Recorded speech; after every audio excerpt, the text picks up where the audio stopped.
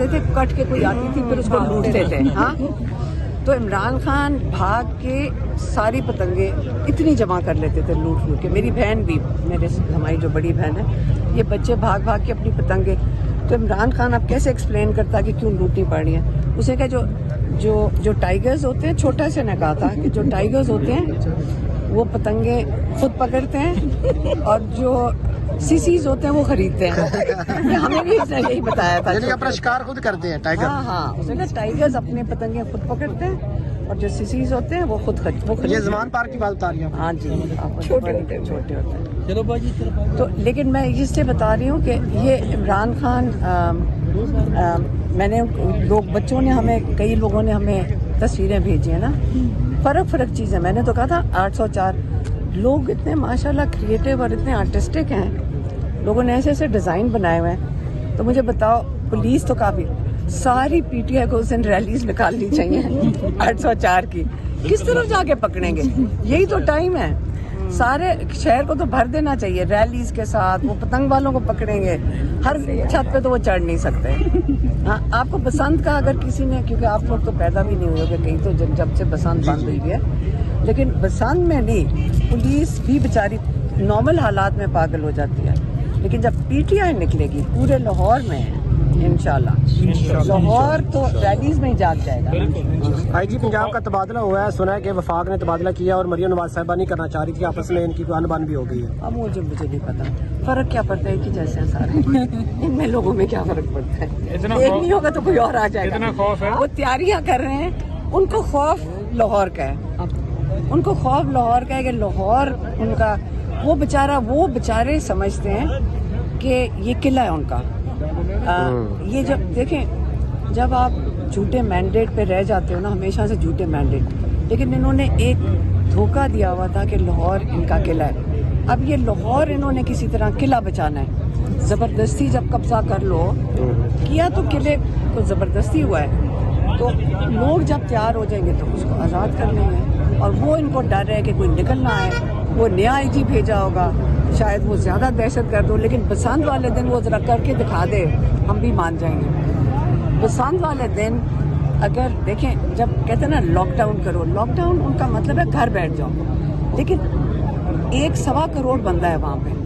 اس کے بعد جب آپ بند کر دو گے, اور بچے تو بس عمران خان کی پتنگیں اڑا رہے ہوں گے, ایک ریلی وہ ہو گئی, دوسری آپ مل کے سڑکوں پہ جب نکلو گے ہر گلی کے اندر, دوسری ریلی وہ ہو گئی. ایک بات آپ سے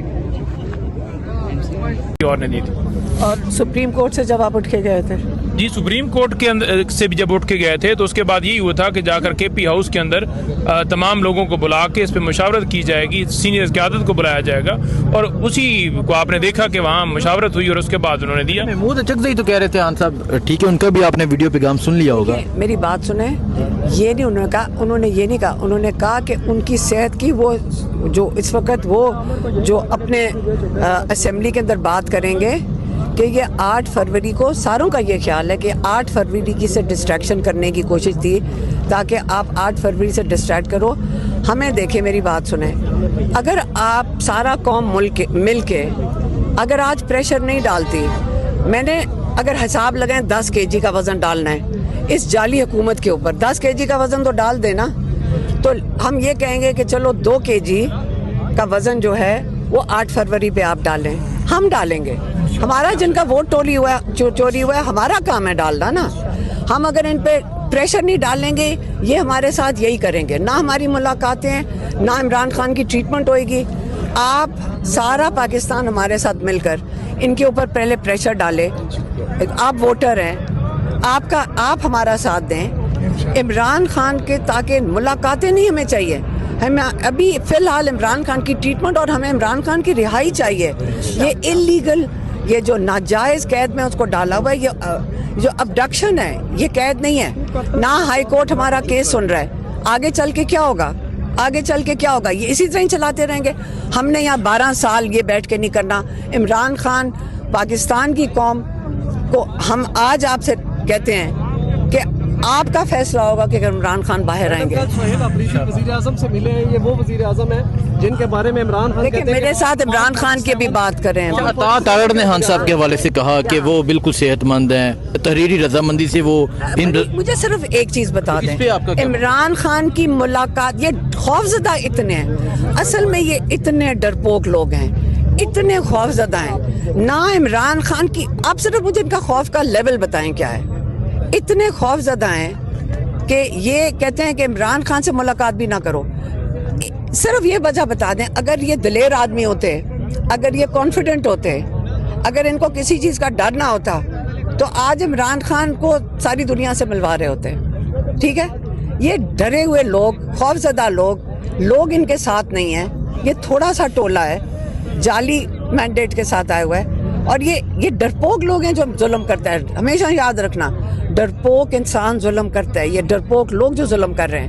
اور عمران خان جیسے انسان کے ساتھ ایک میں نے انٹرویو دیکھا, وہ کون سی عورت ہے, کیا نام ہے اس کا, شرازی, جو بہت روئی تھی نواز شریف کی پیٹلیٹ گرنے پہ. ہاں, اور ساتھ مشاہد حسین کا کسی نے کلپ بھیجا, اس کے اندر مشاہد حسین کے میں سن رہی ہوں کہ وہ کہہ رہے ہیں کہ اردوغان نے پچھلے سال آفر کیا تھا کہ عمران خان ٹرکی آ جائیں. یہ میں نے سنا. تو اب یہ دونوں کی جو اسکرپٹڈ انٹرویو کے اندر, میں آپ کو یہ بتا دوں, بہت ڈرے ہوئے ہوں گے جو یہ اسکرپٹڈ انٹرویو آ رہا ہے, اور وہ پوچھ رہی ہیں اچھا انہوں نے کہا تھا, پھر وہ آگے سے کہتے ہیں دیکھیں سب سے اچھی بات یہ ہے کہ انہوں نے ایک چیز اکنالج کر لی اس میں, انہوں نے کہا معیشت اور دہشت گردی, یہ دونوں چیزوں کے خراب ہیں نا, انہوں نے یہ کہا ہے. کیونکہ اس لیے انہوں نے کہا کہ اگر عمران خان ٹرکی چلے جاتے ہیں تو ہماری جو معیشت اور دہشت گردی ہے نا, اس کو بھی تو ٹھیک کرنا ہے. تو آپ مجھے بتائیں کہ عمران خان کے ترکی جانے سے معیشت اور دہشت گردی کا کیا تعلق ہے؟ آخری یہ بتا دیں, کوئٹہ میں جو ہوا وہ کیا کریں, کیا ترکیہ کے, میں تو آپ کو یہ بتا رہی ہوں جو میں نے ابھی کلپ میں سنا ہے صبح کو. یہ ہمیں دیکھیں, میں آپ کو ایک دفعہ کلیئر کر دوں, نہ ہمارے سے رابطے میں زیادہ سے زیادہ جو ہمیں خبر ملتی ہے وہ اصل میں آپ لوگوں سے ہی ملتی ہے. ہمارا اڈیالہ کے علاوہ آپ لوگوں, جب آپ ہمیں سوال پوچھتے ہیں, آپ جب سوال پوچھتے ہیں, میں خاص طور پہ انتظار کرتی ہوں کہ ہمارے 4-5 ریپریزنٹیٹیوز گورنمنٹ کے, وہ 4-5 سوالوں سے ہمیں اندازہ ہوتا ہے کہ اس وقت گورنمنٹ کی پریشانی کیا ہے. ہم اپنی جس کو ڈاٹ کنیکشن کرتے ہیں نا, وہ کر لیتے ہیں. آج یہیں بیٹھیں گے. ہاں بالکل, اس لیے یہاں بیٹھیں گے کیونکہ دیکھو آگے جا کے یہ لوگوں کی گاڑیاں توڑتے ہیں, یہ آگے جاتے ہیں, ان کو ٹریپ کر لیتے ہیں اور لوگوں کی گاڑیاں توڑتے ہیں, لوگوں کو اٹھا کے لے جاتے ہیں. بہتر یہ ہے کہ ایسی جگہ ہو جہاں پہ یہ ٹریپ نہ کر سکے. اوکے, بہت شکریہ میم, بہت میں اکیلا ادھر آ جاتا ہوں, تو میں یہ چاہتا ہوں کہ میں اپنی یوتھ کو خود ہی لیڈ کروں. اگر ہم آج نہیں نکلتے تو پھر وہی حال ہوں گے جب ادھر یہی حال ہوں گے. ٹھیک ہے بیٹا, لیکن آپ کی اگر والدہ نے اجازت دے دی پھر آپ کریں. ٹھیک ہے نا. میں ایک ہی بھائی ہوں, 2 بہنیں ہیں میری. اچھا. میرے اور تقریباً 32 سال ہو گئے ہیں میرے والد صاحب کا شادی کا. تو بڑا بیٹا میں اپنے ماں باپ کا اپنا خیال رکھو, انشاءاللہ. ماں باپ کا بھی خیال رکھنا. میں اس نے کہا تھا کہ میں ابا کے لیے آپ کو چھوڑ سکتا ہوں, کسی اور کے لیے نہیں. میں نے کہا کہ خان صاحب کے لیے جا رہا ہوں. لیکن اپنا خیال رکھنا, لیکن اپنے والدین کا بھی خیال رکھنا, آپ کی ذمہ داری ہے, یہ نہ بھولنا. ان کا خیال رکھنا آپ کی ذمہ داری. مجھے تو میں آپ کی پکچر بناؤں گا آپ کا کھول کے دو, کیمرہ کھول کے دو. آپ بوجھ نہیں اٹھا سکتی, والدہ کو کہنا جب وہ اجازت دیں گی پھر والدہ تو دیں گے, مجھے تو بھیجیے.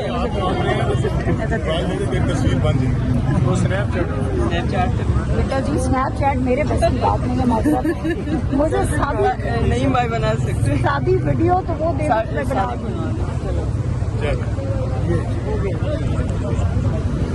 اب یوتھ لے کے آنا زیادہ ہلکے سے اسٹارٹ کریں, ہلکے سے. کون بچائے گا پاکستان؟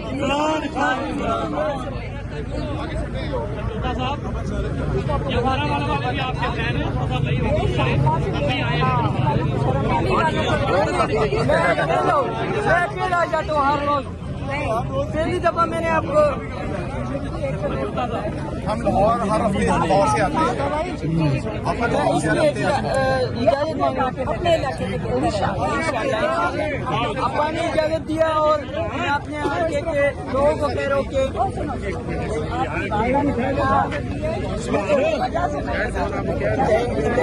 یار کیا کر رہے